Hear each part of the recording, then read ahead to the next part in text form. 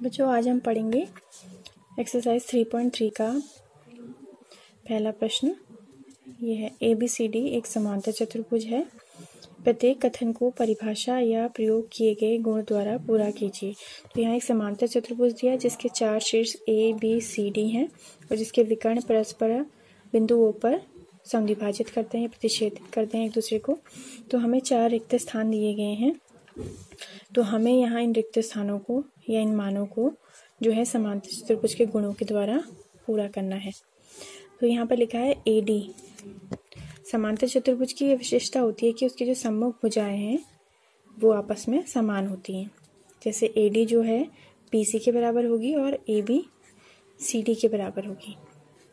इसी प्रकार इसके जो सम्मुख कोण होते हैं वो भी बराबर होते हैं और आसन्न कोण इसके क्या होते हैं, एक दूसरे के समपूरक होते हैं। तो AD दिखा है, भुजा AD, भुजा किसके बराबर है, BC। भुजा BC के बराबर है तो यहाँ हम लिखेंगे BC। फिर लिखा है कोण DCB। देखते हैं कोण DCB कहाँ पर है, ये लिखा है DCB। तो ये जो कोण है कहीं ना कहीं C को दिखा रहा है, तो C का सम्मुख कोण है A, तो हम इसको लिख सकते हैं कोण DAB, यानी कोण DCB कोण DAB के बराबर है। तीसरा है OC। OC जो है ये विकर्ण का एक भाग है। तो हम जानते हैं कि समांतर चतुर्भुज के जो विकर्ण होते हैं वो एक दूसरे को समद्विभाजित करते हैं, यानी AC विकर्ण दो बराबर हिस्सों OA और OC में टूट जाता है और BD विकर्ण हमारा दो बराबर हिस्सों OB और OD में टूट जाता है। तो अगर हमें OC के बराबर लिखना है तो हम लिखेंगे OA, क्योंकि ये दोनों AC के ही दो भाग हैं। चौथा है मेजरमेंट ऑफ कोण angle DAB plus measurement of angle CDA। M का मतलब होता है कि उसकी माप, कोण DAB और कोण CDA। तो यहाँ चित्र में देखते हैं DAB यानी ये वाला कोण और CDA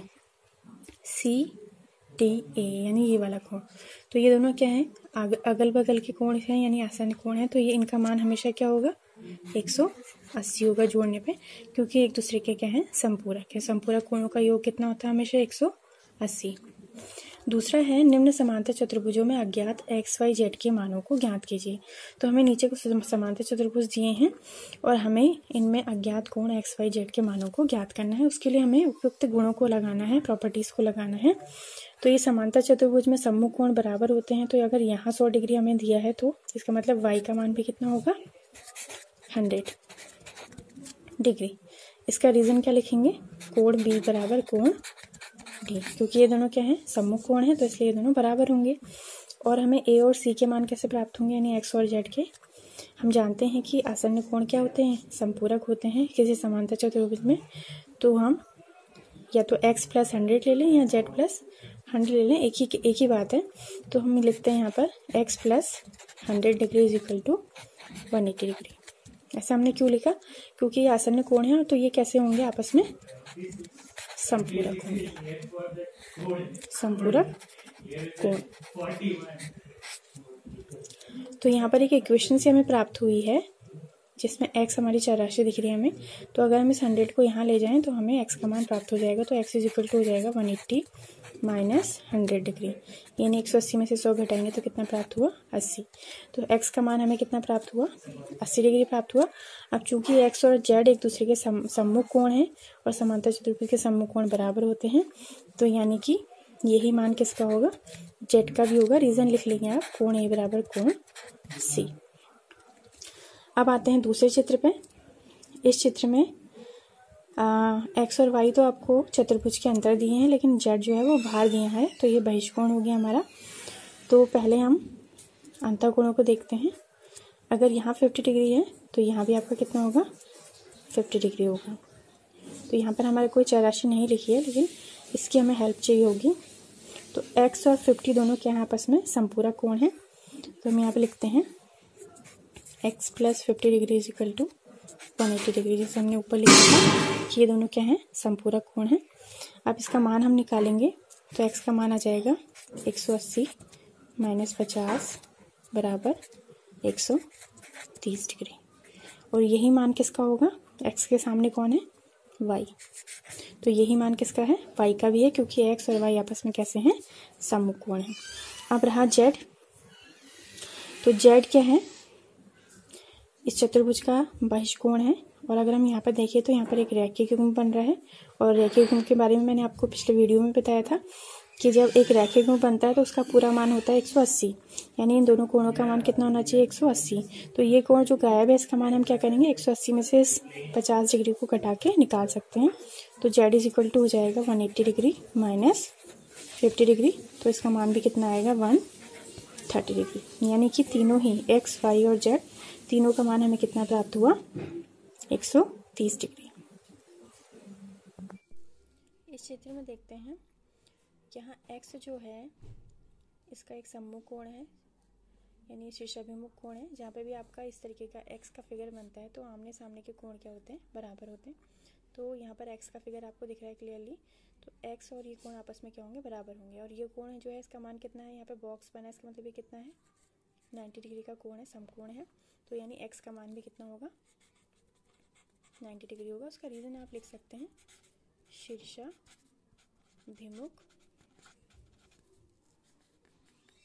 कोण।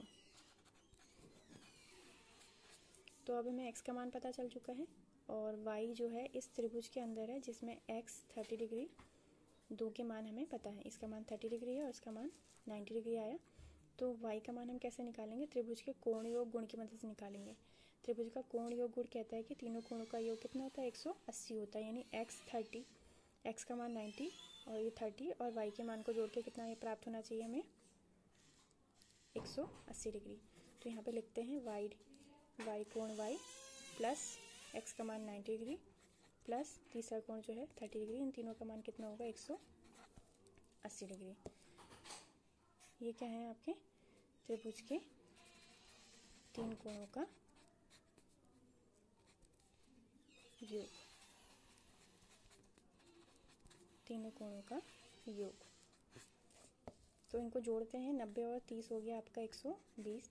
y प्लस 120 डिग्री बराबर 180 डिग्री। इसका पक्षांतर कर देंगे यहाँ को, तो y इज इक्वल टू हमें कितना प्राप्त हो जाएगा? 180 minus 120 is equal to 60 degree. तो x का मान प्राप्त हुआ 90, y का मान प्राप्त हुआ 60। अब z को देखते हैं।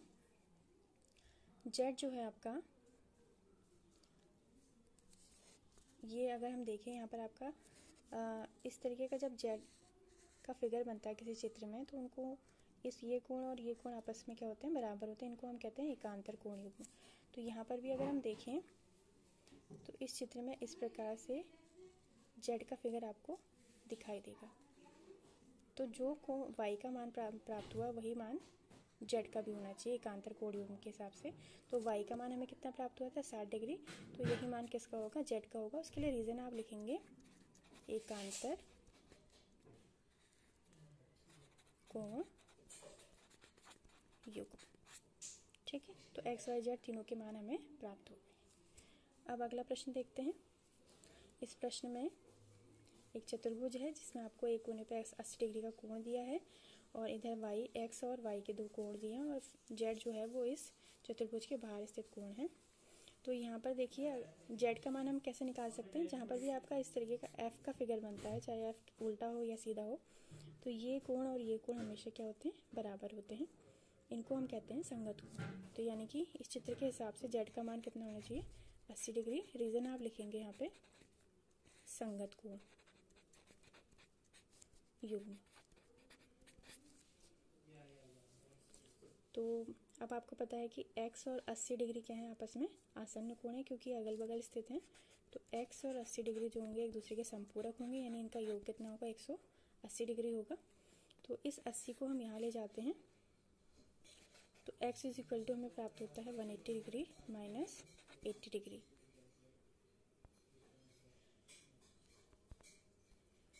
इसके पश्चात इसको घटा के हमें प्राप्त हुआ 100 डिग्री। और y का मान, ये सम्मुख कोण है इसलिए y का मान कितना होगा? 80 डिग्री होगा।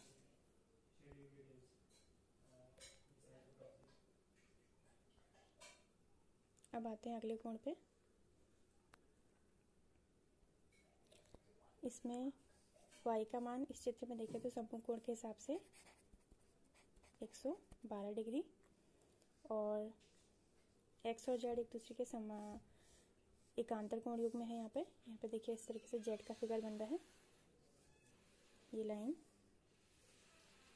ये z के फिगर को शो कर रही है। तो y का मान हमें पता चल चुका है कितना है 112 और यहाँ एक कोण दिया आपको 40। तो इस त्रिभुज के अंदर 3 कोण है 40 डिग्री, y का मान 112 डिग्री और x। तो यहाँ हम त्रिभुज के कोण योग गुण की मदद से x का मान निकाल सकते हैं। तो x प्लस 112 प्लस 40 डिग्री बराबर 180।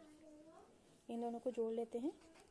x प्लस 112 और 140 हो गया 152 बराबर 180।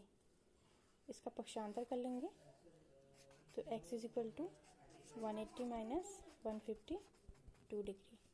घटाएंगे 10 में से 2 गया 8, 7 में से 5 गया 2, तो 28 डिग्री हमें x का मान प्राप्त हुआ।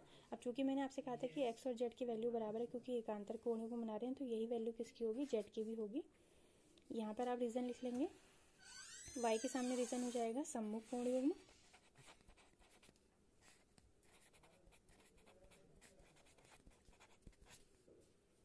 और x के लिए रीजन क्या हो जाएगा, त्रिभुज के तीनों कोणों का योग। जैसे मैंने आपको यहाँ पे लिखा है ऊपर, त्रिभुज के तीनों कोणों का योग। और z के लिए आप लिख लेंगे एकांतर कोण युग्म।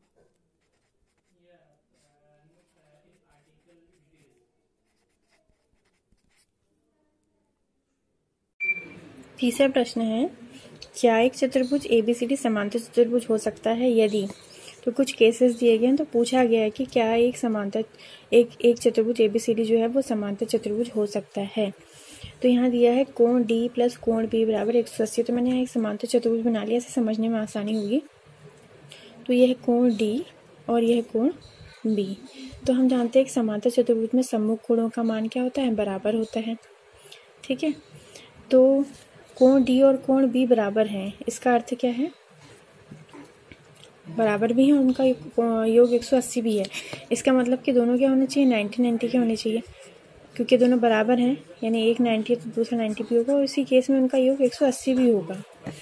तो हो सकता है कि एक समांतर चतुर्भुजों पर आवश्यक नहीं है कि ये समांतर चतुर्भुज हो, क्योंकि इसमें बाकी कंडीशंस जो है क्लियर नहीं है कि क्या इसकी भुजाएं बराबर हैं, संलग्न भुजाएं जो इसके सम्मुख भुजाएं हैं, और दूसरा इसमें बाकी 2 कोण जो हैं वो बराबर हैं या नहीं, ये भी इसमें कोई क्लियर नहीं हो रहा है। तो हम इस आधार पे ये तो कह सकते हैं कि देखिए यहाँ पर दोनों का योग 180 है, तो इसका मतलब दोनों का मान बराबर है, तो यानी सम्मुख कोण बराबर सिद्ध हो रहे हैं।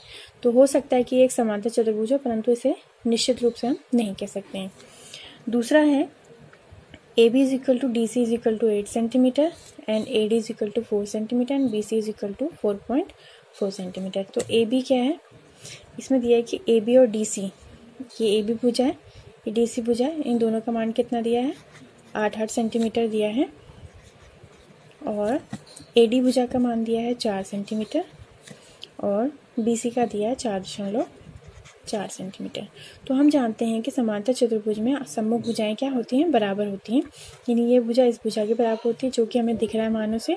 लेकिन अगर हम इन भुजाओं को देखें तो ये दोनों भुजाएं आपस में बराबर नहीं हैं, यानी ये 4 है और ये 4.4 है। तो AB तो DC के बराबर है, लेकिन AD और BC जो है वो आपस में बराबर नहीं है। जब ये शर्त यह है कि दोनों ही जोड़े क्या होने चाहिए, बराबर होने चाहिए, इसलिए यह संभव नहीं है कि यह एक समांतर चतुर्भुज हो। तो सीधा सा आंसर है कि इस केस में संभव नहीं है। तीसरा केस है कि यदि एक कोण A 70 डिग्री और दूसरा कोण C 65 डिग्री हो। तो कोण A है हमें दिया है 70 डिग्री और कोण C दिया है हमें 65 डिग्री। तो इस केस में भी हम देखें तो हमारे सम्मुख कोण A और C जो है वो बराबर नहीं है, क्योंकि उनके मान हमें क्या दिए हैं, अलग अलग दिए हैं। तो A is not equal to C।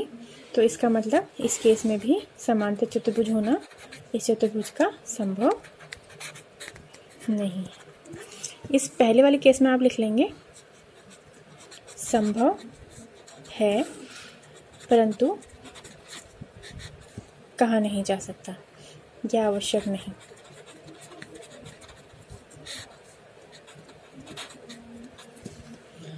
अब एक चौथा प्रश्न देखिए। एक चतुर्भुज की कच्ची आकृति खींचिए जो समांतर चतुर्भुज ना हो परंतु जिसके दो सम्मुख कोणों की माप बराबर हो। तो कह रहे हैं कि हमें एक चतुर्भुज की रफ आकृति खींचनी है। रफ आकृति यानी वो कोई भी वो आकृति जो हम बिना मापे खींचते हैं। जैसे हमने ये सारी आकृतियाँ जो खींची हैं ये सभी रफ आकृति हैं। तो एक रफ आकृति हमें खींचनी है जो समांतर चतुर्भुज ना हो लेकिन उसके सम्मुख कोण क्या हो, आपस में बराबर हो। तो ऐसी रफ आकृति या ऐसा चतुर्भुज जो समांतर चतुर्भुज ना हो फिर भी उसके दो सम्मुख कोण बराबर हो तो वो हो सकती है एक पतंग की। पतंग आप सभी ने देखी होगी और बहुतों ने उड़ाई भी होगी। तो पतंग में क्या होता है, इसकी आसन्न भुजाएं मतलब अगल बगल की ये भुजा और ये भुजा आपस में लंबाई में बराबर होती है और ये वाली भुजा और ये वाली भुजा आपस में लंबाई में बराबर होती है। और इसके ये जो कोण होते हैं सिर्फ ये दो कोण ये आपस में बराबर होते हैं, ये दोनों कोण आपस में बराबर नहीं होते हैं। तो इस प्रकार एक पतंग की आकृति, जैसे अगर हम इसको नंबरिंग दे दें A B C D, तो इसमें कोण B और D की माप बराबर है। ये दोनों सम्मुख कोण भी हैं।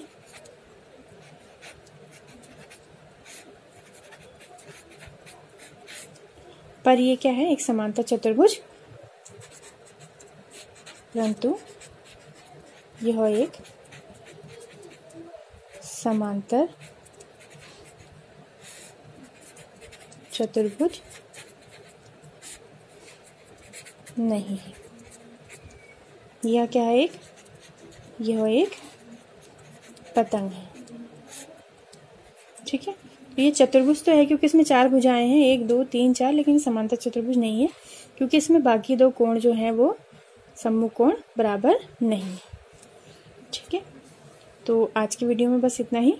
आपको ये वीडियो कैसा लगा तो कमेंट बॉक्स में मुझे बताइए लिख के, और तब तक के लिए बाय बाय, मिलते हैं अगले वीडियो में।